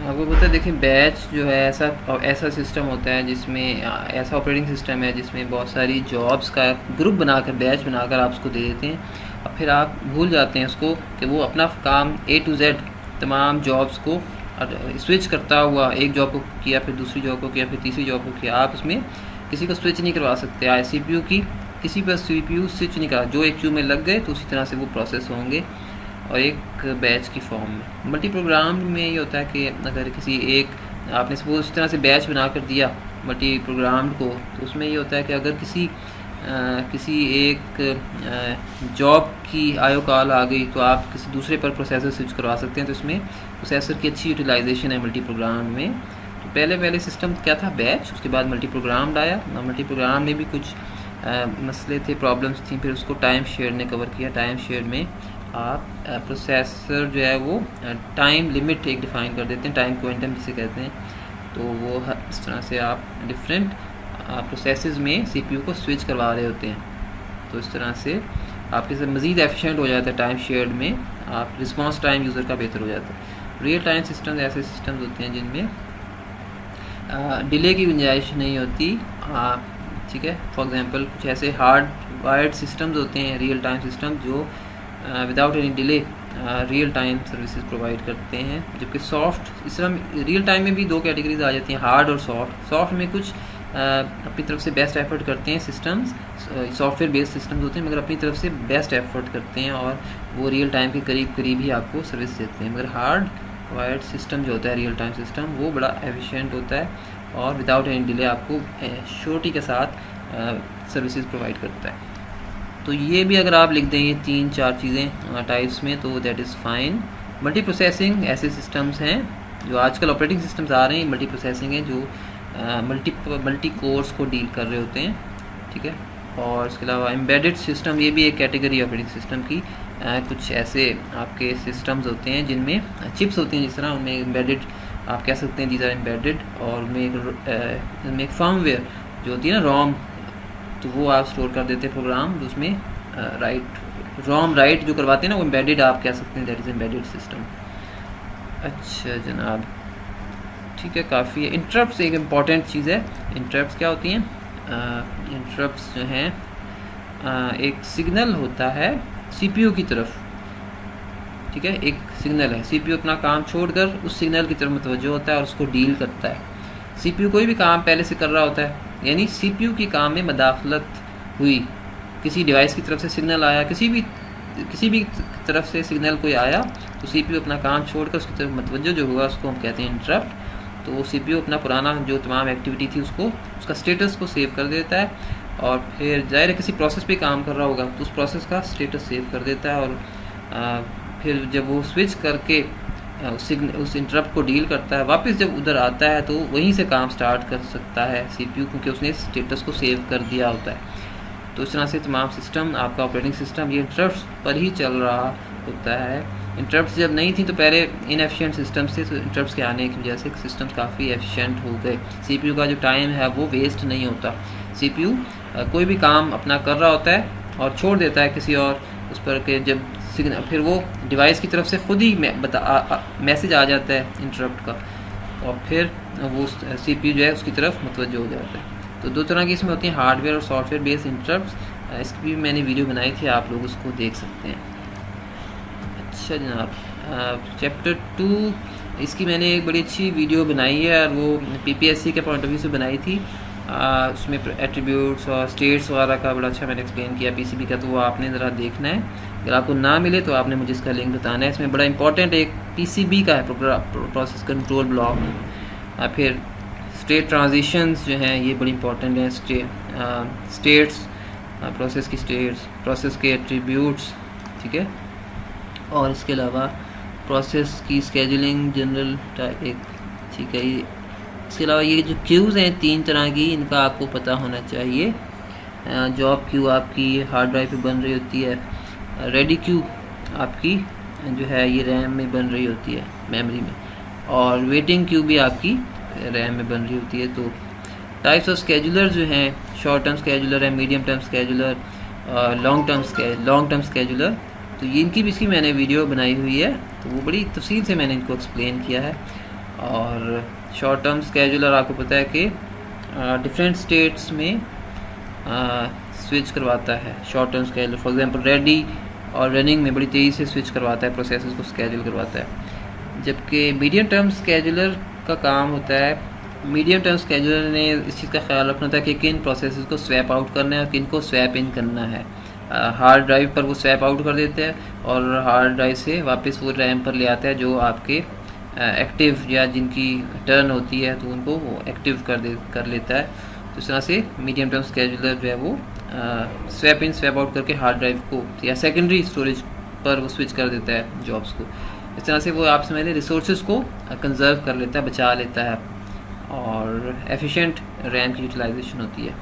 इसी तरह लॉन्ग टर्म स्केजुलर होता है। लॉन्ग टर्म स्केजुलर कभी कभी इनफ्रिक्वेंटली यूज़ होता है, और कभी कभी जब एक नया प्रोसेस को सिस्टम में इन करते हैं आप, न्यू स्टेट से जब वो रेडी में आता है तो वहाँ पर वो यूज़ होता है लॉन्ग टर्म स्केजुलर। तो कभी कभी यूज़ होता है, तो ज़्यादातर मीडियम टर्म स्केजुलर या आपका शॉर्ट टर्म स्केजुलर सबसे ज़्यादा फ्रिक्वेंटली यूज़ होता है। कॉन्टेक्स्ट स्विचिंग कहते हैं कि जब भी एक प्रोसेस से देखें, आपको पता है अभी आपने देखा टाइम शेयर्ड सिस्टम में क्या होता है, आपका कंट्रोल स्विच कर रहा होता है, एक सीपीयू स्विच करता है एक प्रोसेस से दूसरे प्रोसेस पर, दूसरे से तीसरे पर, और तीसरे से हो सकता है वापस 1 पर आ जाए। तो ये कैसे स्विच कर रहा है? ये कर रहा है क्योंकि वो सेव कर देता है स्टेटस को। प्रोसेस 1 से जब वो प्रोसेस 2 पर जाता है ना, तो वो प्रोसेस 1 का स्टेटस सेव कर देता है। उसके आपको पता है रजिस्टर्स होते हैं आपके सीपीयू में काफ़ी सारे हैं, उन सब का एक स्टेटस होता है उस प्रोसेस के लिहाज से, एनवायरनमेंट बना होता है, तो वो सारा स्टेटस सेव कर देना होता है उसने प्रोसेस पीसीबी में, प्रोसेस कंट्रोल ब्लॉक का जो डाटा स्ट्रक्चर है उसमें। तो वो इसका फ़ायदा ये होता है जब भी वो वापस प्रोसेस 1 पर आएगा तो इसी प्रोसेस 1 का पीसीबी उठाएगा और तमाम जो रजिस्टर्स का स्टेटस है वहीं से बहाल हो जाएगा, और वहीं से वो प्रोसेस 1 की एक्टिविटी रिज्यूम कर सकता है। तो इसको हम कहते हैं कॉन्टेक्स्ट को सेव कर देना। एक प्रोसेस का जो भी कॉन्टेक्स्ट है ना, एनवायरनमेंट बना हुआ है, वो सारा हम उसे कहते हैं कॉन्टेक्स्ट। और जाहिर है जब एक प्रोसेस 1 से वो प्रोसेस 2 पर स्विच करेगा तो ये स्विच होगा ना, कॉन्टेक्स्ट स्विचिंग इसको कहते हैं, कि सारा एनवायरनमेंट जो है उसके हिसाब से प्रोसेस नए प्रोसेस के हिसाब से तब्दील हो जाता है, रजिस्टर्स का स्टेटस बदल जाता है। फिर प्रोसेस 3 पर जाएगा तो प्रोसेस 2 का जो स्टेटस है वो सेव हो जाता है। तो इस तरह से कॉन्टेक्स्ट स्विचिंग बड़ी इंपॉर्टेंट इसमें एक चीज़ है। आईपीसी हम कहते हैं inter process communication, different processes में किस तरह से कम्युनिकेशन होती है, किस तरह से वो कोऑपरेट, कुछ होते हैं प्रोसेसेस वो मिलजुल कर कोऑपरेट कर रहे होते हैं, कुछ थ्रेड्स का भी यहाँ पर रोल है। एनीवेज कॉन्टेक्स्ट स्विचिंग तक भी अगर आप कर लें तो ये बड़ा अच्छा एक वो है। थ्रेड्स आपको पता है लाइट वेट प्रोसेसेस होते हैं, और क्योंकि प्रोसेसेस जो है ना वो ज़्यादा आपके रिसोर्सेज लेते हैं, जबकि थ्रेड जो है आप इसमें थ्रेड को हम क्यों इंट्रोड्यूस करवाया गया, थ्रेड भी उसी तरह से वर्क करता है। आपका प्रोसेसर जो है वो एक प्रोसेस पर जब काम कर रहा होता है, इसी तरह से थ्रेड पर भी वो काम कर रहा होता है। थ्रेड में आप इसमें पैरेललिज्म को इंट्रोड्यूस करवाने के लिए थ्रेड्स को इंट्रोड्यूस करवाया गया, ठीक है, यानी पैरेललिज्म बढ़ाने के लिए। और पैरेललिज्म से मुराद कि आपको पता है आपके सिस्टम में मोर देन वन प्रोसेसर्स जो हैं वर्क कर रहे होते हैं, एक कोर, ठीक है, पैरेलल प्रोसेसिंग हो रही होती है। तो ये इसको फुली यूटिलाइज करने के लिए, मल्टी प्रोसेसिंग सिस्टम्स को फुली यूटिलाइज करने के लिए थ्रेडेड एनवायरनमेंट को इंट्रोड्यूस किया गया। और इस तरह से पैरेललिज्म यानी आप पैरेलल डिफरेंट प्रोसेसर्स पर उन थ्रेड्स को रन कर सकते हैं। अगर आपने थ्रेड्स नहीं बनाए हुए, अगर मल्टी थ्रेडिंग पर आपका विंडोज़ जो है वो नहीं वर्क कर रहा, तो फिर आप इस मल्टी प्रोसेसिंग या मल्टी प्रोसेसर्स पर वर्क नहीं कर सकते। आप उस हार्डवेयर का फ़ायदा ही नहीं है अगर आप थ्रेडिंग एनवायरनमेंट में वर्क नहीं करते, ठीक है। दोनों चीज़ें मिलकर साइड बाय साइड काम करती हैं। आपका मल्टी थ्रेडिंग जो आपका है यानी विंडोज़ एनवायरनमेंट भी, और साथ साथ जो आपका हार्डवेयर है, दोनों को पैरेलल उसमें वर्क करने के लिए थ्रेड ज़रूरी है, राइट। तो थ्रेड बेसिकली एक लाइट वेट प्रोसेस कह सकते हैं इसको। इसके कुछ हैं टाइप्स, कर्नल लेवल थ्रेड और यूज़र लेवल थ्रेड, ये इसकी टाइप्स हैं। और इसकी भी ज़्यादा वैसे मैंने नहीं देखा कभी ये आया हो, आपको सिंपली थ्रेड की डेफिनेशन पता होनी चाहिए। और थ्रेड जो है, अच्छा एक और बड़ी इंपॉर्टेंट बात कि ये आपने ज़रा देखना है बुक में, थ्रेड आप ओपन करेंगे ना चैप्टर 3 या गालिबन, तो पहले पेज पे आपको मिल जाएगा कि थ्रेड कौन कौन से रिसोर्सेज लेता है, ठीक है। कि थ्रेड को आपको पता है प्रोसेस को तो पीसीबी चाहिए, हर नए प्रोसेस को एक पीसीबी चाहिए, लेकिन थ्रेड को पीसीबी नहीं चाहिए। इसको क्या क्या चीज़ें चाहिए, इसको रजिस्टर्स वगैरह चाहिए, ठीक है, इसको आइडेंटिटी इसकी होती है। तो जो जो रिसोर्सेज चाहिए ना आपने ज़रा देख लेने एक दफ़ा, तो ये इंपॉर्टेंट है कि प्रोसेस को क्या रिसोर्सेज चाहिए और थ्रेड को क्या रिसोर्सेज चाहिए। या chapter 4 CPU scheduling and multi programming क्या होती है। देखिए डिस्पैचर का काम होता है। देखिए डिस्पैचर क्या होता है। डिस्पैचर, ये जितने मैं हाईलाइट कर रहा हूँ ना, ये बड़ी इंपॉर्टेंट चीज़ें आपको पता होनी चाहिए। डिस्पैचर का काम होता है कि रनिंग स्टेट और रेडी स्टेट में जो आपकी स्टेट्स हैं ना, उन पर प्रोसेस को बड़ी तेज़ी से स्विच करवाना किसका जिम्मेदारी है, डिस्पैचर की। बेसिकली डिस्पैचर जो है ये शॉर्ट टर्म स्केजुलर का ही एक पार्ट है, उसी का एक हिस्सा है, और इसकी महारत है स्विचिंग करवाने में। तो dispatcher basically short term scheduler की ही उसी में आ रहा है, उसी की डोमेन में आ रहा है। तो ठीक है, तो ये आप समझ लें, ये बड़ी तेज़ी से स्विच करवा देता है, राइट। CPU साइकिल और IO बर्स्ट साइकिल थोड़ा सा आपको लॉजिकली पता होना चाहिए, वरना इतना शायद इतना इम्पोर्टेंट वैसे ना हो। आगे ये इम्पोर्टेंट है, थोड़ा सा बताए तो आपके जब प्रोसेस रन हो रहा होता है ना, एग्जीक्यूट हो रहा होता है, तो आपका कभी CPU पर उस प्रोसेस की एक्टिविटी हो रही होती है, कभी IO पर, यानी एक प्रोसेस को कभी IO चाहिए होता है और कभी CPU चाहिए होता है। दोनों मिलकर ही एक सिस्टम को एग्जीक्यूट कर रहे होते हैं, IO भी साथ साथ और CPU की एक्टिविटी भी साथ साथ, राइट जी। तो प्रीएम्प्टिव स्केजुलिंग और नॉन प्रीएम्प्टिव स्केजुलिंग में क्या फ़र्क है।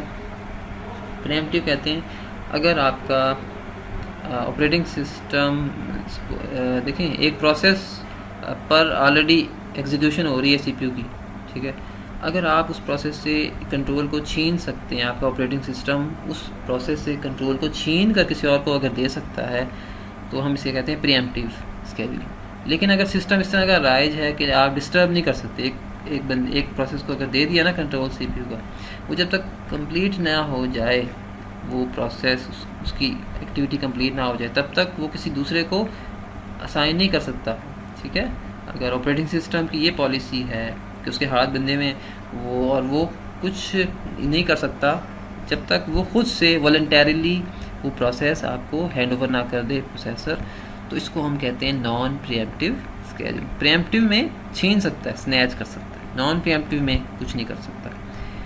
अच्छा जी, स्केड्यूलिंग क्राइटेरिया ये इंपॉर्टेंट है, इससे रिलेटेड सवाल आ जाता है, आपने ये पैरामीटर्स देखने, इसकी भी मैंने वीडियो बनाई थी, जस्ट ब्रीफ करूँगा। सीपीयू यूटिलाइजेशन है, थ्रूपुट कि आपके 1 सेकंड में कितने प्रोसेसेस जो हैं वो कंप्लीट करके अपनी एक्टिविटी निकल रहे हैं। टर्न अराउंड टाइम कहते हैं, एक प्रोसेस जब आया सिस्टम में और जब एग्ज़िट हुआ, टोटल उसको कितना एवरेज टाइम जो है वो सारा टाइम आप उसका एडअप कर दें, सीपीयू टाइम, उसका वेटिंग टाइम, ठीक है, वो सारा वो बन जाएगा उसका टर्न अराउंड टाइम।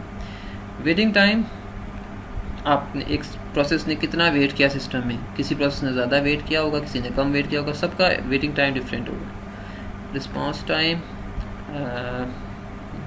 टाइम कहते हैं कि आपका सिस्टम कितनी देर में रिस्पॉन्ड कर रहा है यूज़र की रिक्वेस्ट को, तो जितना कम होगा ना ये वाला टाइम, कुछ चीज़ें होती हैं जो जितनी कम हो उतना अच्छा होता है। रिस्पांस टाइम जितना कम उतना अच्छा, वेटिंग टाइम जितना कम उतना अच्छा, टर्न अराउंड टाइम जितना कम उतना अच्छा। थ्रूपुट जो है ये जितना ज़्यादा हो उतना अच्छा है। कोशिश होती है ऑपरेटिंग सिस्टम्स की कि थ्रूपुट को बढ़ाया जाए। इसी तरह से सीपीयू यूटिलाइजेशन जो है वो भी ज़्यादा हो जितना इतना अच्छा है, राइट। थ्रूपुट देखें कैसे बढ़ेगा, जब जितनी ज़्यादा प्रोसेसेस निकलेंगे ना वर्क करके सिस्टम से आउट होंगे, तो ऑब्वियसली थ्रूपुट बढ़ेगा, अच्छी बात है। अच्छी स्केड्यूलिंग एल्गोरिथम बड़ा इंपॉर्टेंट है, इसमें मैं बता देता हूँ। FCFS, first come first served, पता है आपको, शॉर्टेस्ट जॉब फर्स्ट, ठीक है, ये इंपॉर्टेंट है। फिर प्रायोरिटी स्केड्यूलिंग भी इंपॉर्टेंट है। राउंड रॉबिन सबसे ज़्यादा इंपॉर्टेंट है। राउंड रॉबिन में आपको पता है टाइम शेयर्ड इम्प्लीमेंट होता है और इसमें एक टाइम क्वांटम होता है, और ज़ाहिर है ये राउंड रॉबिन जो है वो प्रीएम्प्टिव स्केड्यूलिंग पर वर्क करता है। कुछ एल्गोरिथम्स इसमें ये जो है ना शॉर्टेस्ट जॉब फर्स्ट, ये प्रीएम्प्टिव का भी ये वर्जन है, इसमें नॉन प्रीएम्प्टिव का भी वर्जन है।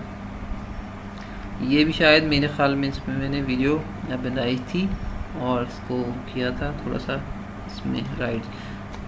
बाकी काफ़ी इतना भी अगर आप कर लें, ठीक है। नेक्स्ट चैप्टर 5 में रेस कंडीशन क्या होती है। रेस कंडीशन कहते हैं कि जब भी आपके पास डिफरेंट प्रोसेसेस की रेस लगी होती है कि भाई किसको सीपीयू मिल जाए, किसी को सीपीयू मिल जाए, छीना झपटी जो होती है ना, कंटेंशन कहते हैं उसको, कि बस किस मिल जाए हमें सीपीयू ताकि हम अपना जॉब एग्जीक्यूट कर सकें, तो वो जो है ना एक कंटेंशन वाला पीरियड, उसको कहते हैं रेस कंडीशन। सबकी रेस लगी होती है, तो जिसको मिल गया वो विनर हो जाता है। तो किसी को ए को मिल गया प्रोसेस ए को, तो ए विनर, प्रोसेस बी को इत्तेफाक से मिल गया, हाथ पड़ गया उसका, तो वो बी विनर। तो ये इस तरह की सिचुएशन होती है। और बड़े तो इसमें ऑपरेटिंग सिस्टम प्रेडिक्ट नहीं कर सकता कि किसी को, ठीक है। तो ये जो है ना एक, इसको हम कहते हैं रेस कंडीशन। अच्छा जी, क्रिटिकल सेक्शन, आप इसमें एक ऐसा सेक्शन होता है हर प्रोसेस का कि जिसमें वो डिफरेंट प्रोसेसेस अगर एक सिस्टम पे वर्क कर रहे हैं, डिफरेंट प्रोसेसेस शेयर कर रहे हैं, तो हर प्रोसेस अपनी बारी पर जाकर उस रिसोर्स को अपडेट करे, उस पर वर्क करे। तो इसको इंश्योर करने के लिए क्रिटिकल सेक्शन बनाया जाता है। जब क्रिटिकल सेक्शन इंश्योर कर रहा हो, क्रिटिकल सेक्शन ठीक से वर्क कर रहा हो, तो फिर इस चीज़ की श्योरिटी होती है कि रेस कंडीशन को वहाँ पे एसएमएल ख़त्म हो जाता है, रेस कंडीशन फिर नहीं रहती। और फिर हर प्रोसेस जो है श्योरिटी के साथ कि भाई प्रोसेस 1 को टर्न मिली, और ऑपरेटिंग सिस्टम श्योरिटी के साथ कह सकते हैं हाँ जी प्रोसेस 1 ने ही जाकर अपने क्रिटिकल सेक्शन में वर्क किया और अपना जो है ना वो जो कोड है उसको एग्जीक्यूट किया। और जब प्रोसेस 2 को इसके बाद बारी मिली, तो श्योरिटी के साथ प्रोसेस 2 ही करता है। तो और इसको इम्प्लीमेंट करने के लिए सेमाफोर्स के वेरिएबल्स होते हैं, ठीक है। ये आपसे मिले ये कुछ एल्गोरिथम्स हैं सेमाफोर और मॉनिटर्स से रिलेटेड, तो इसको वो किया जाता है इंश्योर। लेकिन आपसे कोर्स से रिलेटेड नहीं है, आपसे नाम याद रख लें, ठीक है। रेस कंडीशन, क्रिटिकल सेक्शन और सेमाफोर। अच्छा जनाब, नेक्स्ट चैप्टर 6, इसकी मैंने वीडियो बनाई थी, 2 वीडियोस, एक डेडलॉक प्रिवेंशन की और एक डेडलॉक अवॉइडेंस की। बड़ा इंपॉर्टेंट कॉन्सेप्ट है, इससे लाजमी क्वेश्चन आता है डेडलॉक से, ठीक है। ये आपने प्रिवेंशन में थोड़ा सा मैं ब्रीफ कर दूँ, आपने वीडियो पूरी देखनी है, वो यकीनन फ्रूटफुल है आपके लिए। और तो प्रिवेंशन कहते हैं अगर इन 4 कंडीशंस जो हैं ये वाली, अगर इनमें से कोई एक भी अगर आप हल कर लें, माइनस कर देना, ठीक है, सिस्टम में से, तो फिर डेडलॉक आपका प्रिवेंट हो जाएगा, ठीक है। तो वो यानी इनमें से बेशक चारों में से 3 रहें, 3 बाकी रहें, मैं यहाँ पर ड्रा कर देता हूँ पेन से। फॉर एग्जांपल आप ये जो होल्ड एंड वेट है ना, इसका ख़ात्मा कर दें, जबकि ये अपनी जगह रहे, ये भी अपनी जगह रहे और ये भी अपनी जगह रहे, तो फिर आप डेडलॉक आपका नहीं होगा, आप प्रिवेंट कर सकते हैं।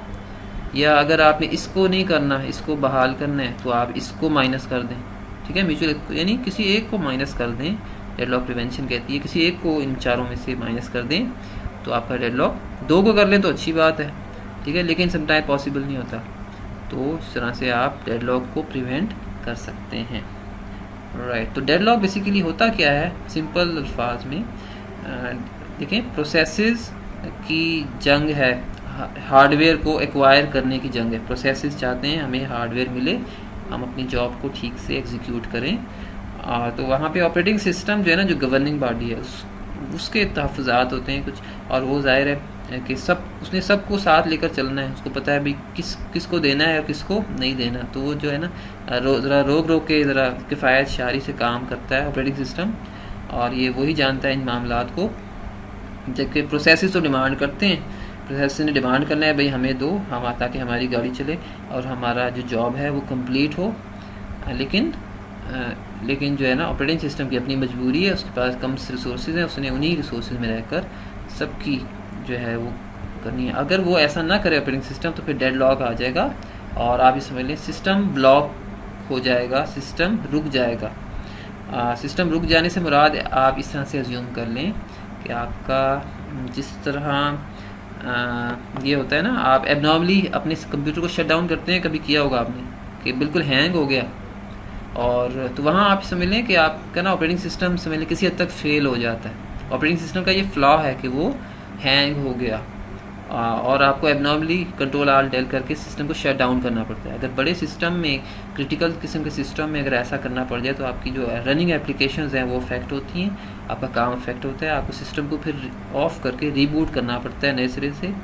तो ये एक ऑपरेटिंग सिस्टम का एक फ्लॉ होगा, राइट जी। डेडलॉक अवॉइडेंस बड़ा इंपॉर्टेंट है, मैंने इसकी भी वीडियो बनाई थी तफसील से, आप लोग उसको ज़रा आपने देखना है। और डेडलॉक अवॉइडेंस में सेफ स्टेट का आपको पता होना चाहिए, अनसेफ स्टेट का पता होना चाहिए, और बैंक का एल्गोरिथम का पता होना चाहिए, ठीक है। तो ये आपने लाजमी करनी है। डेडलॉक अवॉइडेंस में देखें, सेफ स्टेट ऐसी स्टेट होती है जो डेडलॉक से अवॉइड कर रही होती है, कि डेडलॉक की तरफ नहीं जा रहा होता। आप ये समझ लें कि आपका जो ऑपरेटिंग सिस्टम है ना, वो एस्टिमेट लगा रहा है, पहले से उसने एस्टिमेट किया हुआ है, भाई मैंने फ़लाँ बंदा अगर मांगेगा ना फ़लाँ चीज़, तो मैंने इसको दे देनी है, ये अच्छा बंदा है, ये वीआईपी बंदा है, ठीक है, ये हमारे काम आ सकता है कभी कभी, तो हम इसको दे देंगे। लेकिन फ़लाँ जो बंदा है अगर ये हमसे डिमांड करता है कोई चीज़, इसको हमने इनकार कर देना है, ठीक है, ये काम का बंदा नहीं है। तो इस तरह से ना उसने एस्टिमेट लगाया होता है ऑपरेटिंग सिस्टम ने,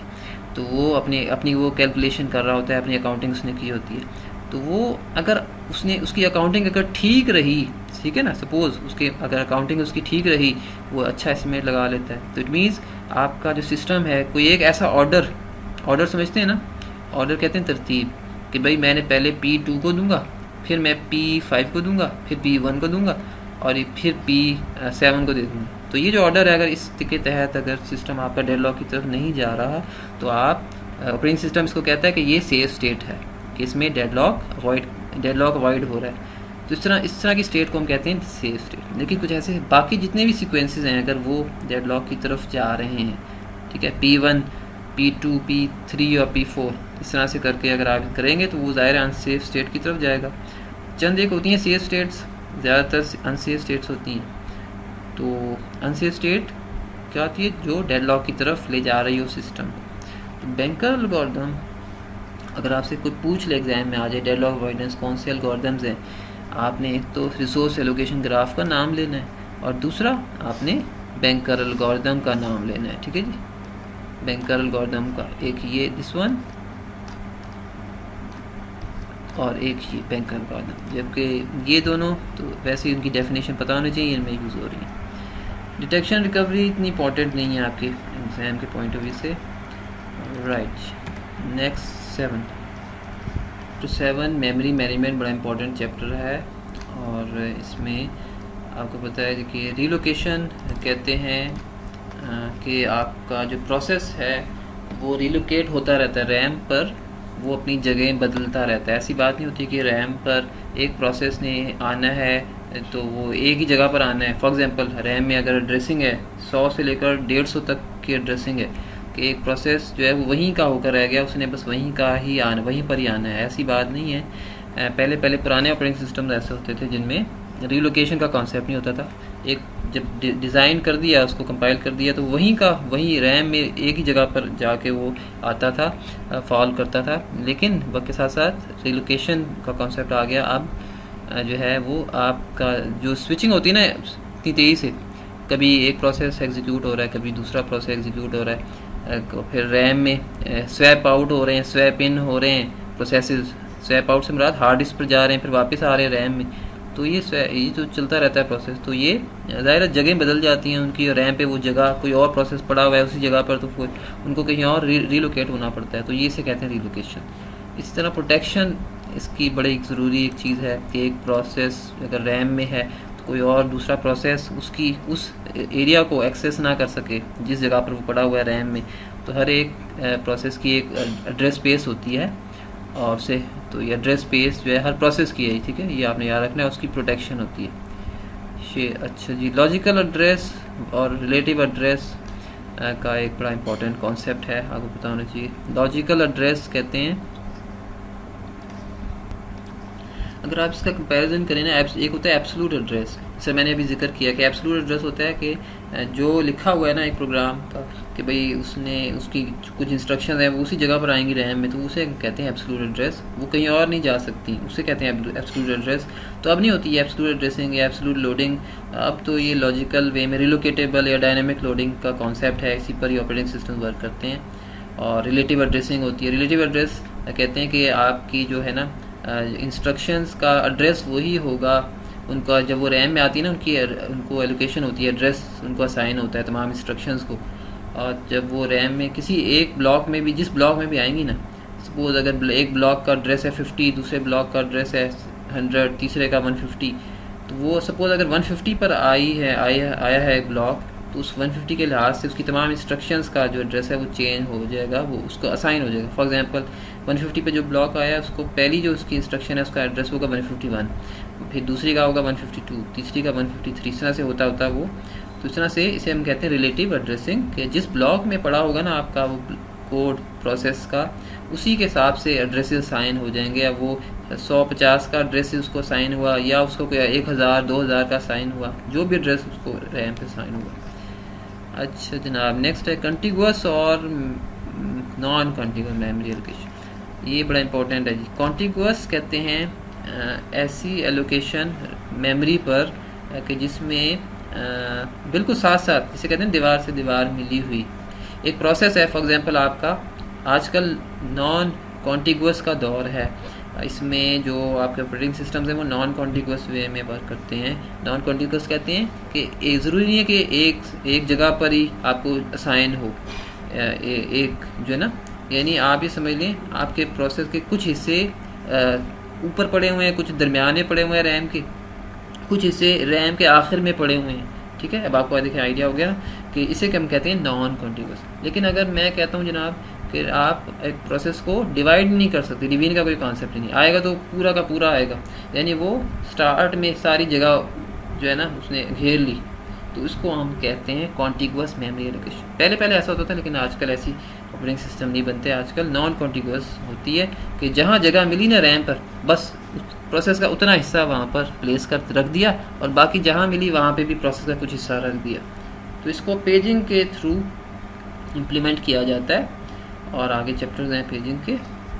और स्वैपिंग आपको पता है कि हर वक्त चल रही होती है, स्वैप इन स्वैप आउट, कभी रैम पे आ रहे हैं पेजेस, कभी रैम से जा रहे हैं, जगह बनानी होती है ज़ाहिर है, तो ये चीज़ें चल रही होती हैं। कॉम्पैक्शन बड़ा इंपॉर्टेंट है, ये अक्सर समझ में आता है। ये इंटरनल फ्रेगमेंटेशन, एक्सटर्नल फ्रेगमेंटेशन इसी के साथ लिंक्ड है। कॉम्पैक्शन कहते हैं, पहले चला ये सुन लें, इंटरनल और एक्सटर्नल फ्रेगमेंटेशन। एक्सटर्नल, बल्कि इससे भी पहले आपको पता होना चाहिए पेजिंग का। पेजिंग कहते हैं कि जब आपकी मेमोरी है उस, आपको देखें पहले एक वक्त था कि जब पेजिंग का कॉन्सेप्ट नहीं था। अब तो आपकी रैम पर फ्रेम्स बने होते हैं और उन्हीं में आपके प्रोसेसेस की इक्वल साइज डिवीजन होती है, जिन्हें हम पेजेस कहते हैं। प्रोसेस की इक्वल साइज पेजेस में डिवीजन को हम कहते हैं पेजिंग।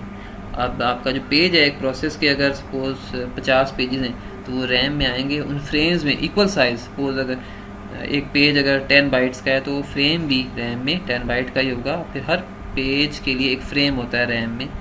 तो इस तरह से पेजिंग वर्क करती है। तो इस तरह से ना आप समझ लें आपके प्रोसेस के जो पेजेस हैं वो रैम में बिखरे होते हैं, जहाँ जिसको जगह मिल गई और वहीं पर वो आ जाएगा कहीं उस, और वहीं पर साइज़ का ज़ाहिर मिसमैच होता नहीं, सब तमाम इक्वल साइज़ पेजेस होते हैं और इक्वल साइज फ्रेम्स होते हैं। तो इस तरह से पेजिंग आपकी वर्क करती है। तो इस तरह से ना फिर आपकी इंटरनल फ्रेगमेंटेशन का कोई कॉन्सेप्ट नहीं होता। फ्रेगमेंटेशन कहते हैं कि जगह का ज़ाया होना, ठीक है, जगह का ज़ाया होना, कि पेज के अंदर जो है फॉर एग्ज़ाम्पल एक पेज था, फॉर एग्ज़ाम्पल 10 बाइट का फ्रेम है और आपका जो पेज आया ना उसके ऊपर मैं कहता हूँ कि वो 2 बाइट का है। तो इस तरह से नहीं होता। अगर होता भी तो आखिरी वाले पेज में होएगा, लेकिन बीच वाले जितने पेजेस आ रहे हैं उनमें नहीं होगा, वो सारे फील्ड होंगे। तो इस तरह से पेजिंग में आप समझ लें कि इंटरनल फ्रेगमेंटेशन नहीं होती, या होती तो बहुत कम होती है, ठीक है। जबकि एक्सटर्नल फ्रेगमेंटेशन हो सकती है। एक्सटर्नल फ्रेगमेंटेशन कहते हैं कि पेज के बाहर का जगह का ज़ाया होना, जबकि इंटरनल फ्रेगमेंटेशन कहते हैं पेज के अंदर का जगह ज़ाया होती है इंटरनल में, मगर यानी अंदर पेज के अंदर ज़ाया होती है जगह, लेकिन एक्सटर्नल में पेज के बाहर जगह ज़ाया हो रही होती है। पहले ये होता था कि आप जब पेजिंग नहीं होती थी पहले आप पार्टीशंस बना देते थे डिफरेंट साइज़ के। आपकी मेमोरी पर पार्टीशंस होते थे कि भाई ये 100 बाइट का पार्टीशन है, ये 150 बाइट का है, ये 200 बाइट का पार्टीशन है, और फिर उसी हिसाब से प्रोसेसेस को उनके ऊपर रख दिया जाता था। तो कोई छोटे साइज़ का प्रोसेस होता था उसको छोटा पार्टीशन दे दिया जाता था, तो उसमें फिर आपकी फ्रेगमेंटेशन होती थी, ठीक है। लेकिन उसमें फिर आपकी अब ये जो पार्टीशंस देखिए आपके बनते हैं डिफरेंट साइज़ के डिफरेंट जगहों पर रैम की, तो जब आप इन पार्टीशंस को क्लियर करते हैं, होल्स बीच में ना, इन पार्टीशंस के बीच में डिफरेंट होल्स क्रिएट हो जाते हैं, यानी पार्टीशंस आपके बनते हैं और फिर ख़त्म हो जाते हैं। तो यानी वो जो है ना बनने का ख़त्म होने का अमल, तो उसके बाद वहाँ पर छोटे छोटे बीच में ना होल्स से बन जाते हैं और उस तरह से वो फिर यूज़लेस होते हैं। तो इस तरह से हम कह सकते हैं कि पार्टीशंस के बाहर जगह जो है वो वेस्ट हो रही होती है, इस वजह से इसको कहा जाता है एक्सटर्नल फ्रेगमेंटेशन। तो ये जो चीज़ है ना फिर आपकी पेजिंग में ख़त्म हो गई एक्सटर्नल फ्रेगमेंटेशन वाली। जब से पेजिंग आई उसके बाद ये वाली पार्टीशन तो नहीं होती। तो ज़ाहिर है वो पार्टीशन अगर है भी हम उनको फ्रेम्स कह रहे हैं और बड़े छोटे छोटे साइज़ इक्वल साइज़ के हैं, वो डिफरेंट साइज़ के नहीं हैं। तो इस तरह से फिर आपकी एक्सटर्नल फ्रेगमेंटेशन तो बिल्कुल ख़त्म हो गई पेजिंग में। लेकिन इंटरनल फ्रेगमेंटेशन अभी भी इसमें होती है, लेकिन कम होती है। जो आपके स्टार्ट के पेजेस होते हैं उनमें तो नहीं होती, लेकिन जो आखिरी पेज होता है ना, देखें समटाइम होता है ना, वो जो आखिरी प्रोसेस का जो आखिरी वाला पेज, उसको अगर आपने रखना है किसी फ्रेम में, तो ज़ाहिर है उसमें तो चंद एक बाइट्स ही होंगे, ज़ाहिर आखिरी है तो वेरी करेंगे, चंद एक किसी में ज़्यादा होंगे किसी में कम। तो इस तरह से ये वर्क करती है आपकी। अच्छा देखिए जो कॉम्पैक्शन है ना, इसका ताल्लुक उससे था एक्सटर्नल फ्रेगमेंटेशन से। उसमें ऐसा होता था कि जब जो बीच में बहुत सारे होल्स आ जाते थे ना, मैंने अभी जिक्र किया, तो उनको आप प्रोसेसेस को एक जगह से उठाकर ऊपर यानी एक तरफ दीवार के साथ समझ लें उठा के रख दिया, सब प्रोसेस को एक तरफ कर दिया। तो इस तरह से आप ये समझ लें आपके पास बॉटम पर काफ़ी सारी जगह बच जाती थी। आपने सबको ऊपर लगा दिया, टॉप पर सबको कर दिया, एक तरफ कर दिया, यानी आपने जिससे कहते हैं ना हर तमाम चीज़ों को उठाकर आपने झाड़ू लेकर समेट कर एक तरफ कर दिया। जब एक तरफ कर दिया ज़ाहिर आपके पास बहुत सारी जगह बच गई। तो ये बिल्कुल इसी तरह से कॉम्पैक्शन और एक्सटर्नल फ्रेगमेंटेशन का जिक्र वो है कि एक्सटर्नल फ्रेगमेंटेशन में आपने एक इस तरह से एक झाड़ू फेरी या आपने जो है ना उसको यूज़ किया कि सारी जगह फिर आपकी वो एक तरफ रैम की एक तरफ हो गई ठीक है, वो सारे प्रोसेसेस। और मगर और फिर आपने ज़ाहिर रिलोकेट तो आपने किया, उनको रिलोकेशन तो होती है, फिर एक जगह से उठा के दूसरी जगह रखा, उसकी अपनी एक कास्ट है। लेकिन कंपैक्शन, उसको हम कहते हैं कंपैक्शन, ठीक है। जब भी आप जगह बनाते हैं रैम में एक्सटर्नल फ्रेगमेंटेशन को ख़त्म करके, उसे हम कहते हैं कंपैक्शन। लेकिन इंटरनल फ्रेगमेंटेशन में कंपैक्शन की भी ज़रूरत नहीं है। अच्छा जी, पेज टेबल का कॉन्सेप्ट बड़ा इंपॉर्टेंट है। आपको पता है कि जब से ये पेजिंग का सिलसिला स्टार्ट हुआ या जब से इंट्रोड्यूस हुई, तब से पेज टेबल भी बनते हैं। और पेज टेबल क्यों बनते हैं? ताकि आपकी जो पेजेस होते हैं एक प्रोसेस के रैम में बिखरे होते हैं ना, कोई कहीं पड़ा है पेज, कोई कहीं पड़ा, तो उनका रिकॉर्ड भी तो रखना है, ज़ाहिर है। एक्सेस प्रोसेसर को चाहिए होता है उनका रिकॉर्ड। और तो प्रोसेसर को जब भी चाहिए, कोई किसी प्रोसेस का कोई ख़ास इंफॉर्मेशन चाहिए, वो ऑर्डर जारी करता है, तो फिर ऑपरेटिंग सिस्टम इस पेज टेबल को ही कंसल्ट करके उसको पेज को वो हाजिर करेगा, उसको उठा कर लाएगा और फिर उसको प्रोसेसर को देगा। तो पेज टेबल बड़ा ज़रूरी है, हर प्रोसेस का अपना एक पेज टेबल होता है। इसी तरह सेगमेंटेशन भी इम्पॉर्टेंट है। सेगमेंटेशन होता है कि कुछ आप समझ लें पेजिंग के डिसएडवांटेजेस थे, तो वो सेगमेंटेशन ने कवर किए। समटाइम ऐसा होता है कुछ लॉजिकल, क्योंकि देखिए पेजिंग में जो है ना, एक प्रोसेस की इक्वल साइज डिवीजन कर दी जाती है, लॉजिकली नहीं की जाती है। आपको पता है प्रोसेसेस के डिफरेंट कुछ हिस्से होते हैं, कुछ वेरिएबल्स के हिस्से हैं, कुछ आपके प्रोसीजर्स के हिस्से हैं, तो उसमें सेगमेंटेशन में एक लॉजिकल वे में रहते हुए ही डिवीजन की जाती है उस तरह से। तो फिर इसकी अलग से फिर टेबल बनता है, सेगमेंट्स बन जाते हैं और सेगमेंटेड टेबल्स। तो ये दोनों चीज़ें मिलकर फिर वर्क करती हैं, सेगमेंटेशन, पेजिंग भी साथ साथ और साथ साथ सेगमेंटेशन भी। इसका भी अलग से टेबल बनता है सेगमेंट्स का, जिसे हम कह रहे हैं सेगमेंटेशन विद पेजिंग, ठीक है जी। चलिए थोड़ी जो भी चीज़ याद रही फ़िलहाल जो मेरे जहन में आ रहा है मैं आपको बता रहा हूँ, कहीं काम आ सकती है। राइट जी, नेक्स्ट आपका बस यही है ज़्यादा इम्पोर्टेंट। इसके बाद चैप्टर 9 और 10। यस, वर्चुअल मेमोरी में आपको पता है कि रैम की एक्सटेंशन होती है और आप हार्ड ड्राइव से जगह को बोरो करके रैम को दे रहे होते हैं। तो उसमें फिर आप ज़्यादा समझ लें रैम की कैपेसिटी को आप बढ़ा रहे होते हैं ज़्यादा ठीक से। बड़े प्रोसेसर्स को एडजस्ट करने के लिए आपको वर्चुअल मेमोरी को यूज़ करना पड़ता है, क्योंकि रैम आपकी छोटी एक रिसोर्स है, छोटा रिसोर्स है, ज़्यादा बड़े प्रोसेसर्स को ये हैंडल नहीं कर सकती। तो वर्चुअल मेमोरी हार्ड ड्राइव से आप जगह जब बोरो कर लेते हैं इस मकसद के लिए, तो आप बड़े प्रोसेसर्स को भी डील कर सकते हैं और मल्टीटास्किंग को प्रमोट कर सकते हैं। अच्छा जी, डिमांड पेजिंग इंपॉर्टेंट चीज़ है और इसमें ये होता है कि जब ज़रूरत पड़े एक पेज की तभी लाया जाए रैम में, वरना उसको ना लाया जाए, वरना वो हार्ड ड्राइव पर ही पड़ी रहे वो चीज़। तो वो इसे कहते हैं डिमांड पेजिंग, ठीक है। पेज फॉल्ट कहते हैं कि इसका ताल्लुक डिमांड पेजिंग से ही है। स्टार्ट में ज़ाहिर है डिमांड पेजिंग में मैंने आपको बताया कि जब ज़रूरत पड़े पेज की तभी लाया जाए। अभी जो है ना ज़रूरत पड़ना कि रैम में नहीं है और उठाकर लाया जाए, तो इस प्रोसेस इसको हम कहते हैं पेज फॉल्ट अकर होना, कि भाई पेज नहीं है तो पेज फॉल्ट अकर हुआ और इस सूरत में डिमांड पेजिंग पर उसको डिमांड पेजिंग पर जाना पड़ा और पेजिंग, और ज़ाहिर है वहाँ से पेज को लाया जाएगा, रखा जाएगा रैम पर। इसी तरह सेगमेंट का भी इसी तरह से है कि सेगमेंट अगर नहीं है रैम पर तो उसको लाया जाएगा और उसको उठाकर लाया जाएगा वर्चुअल मेमोरी से। इसी तरह पेज रिप्लेसमेंट के कुछ एल्गोरिदम्स हैं, ये वाले बड़े इंपॉर्टेंट हैं। ये 5.4 है, ये इंपॉर्टेंट है 5।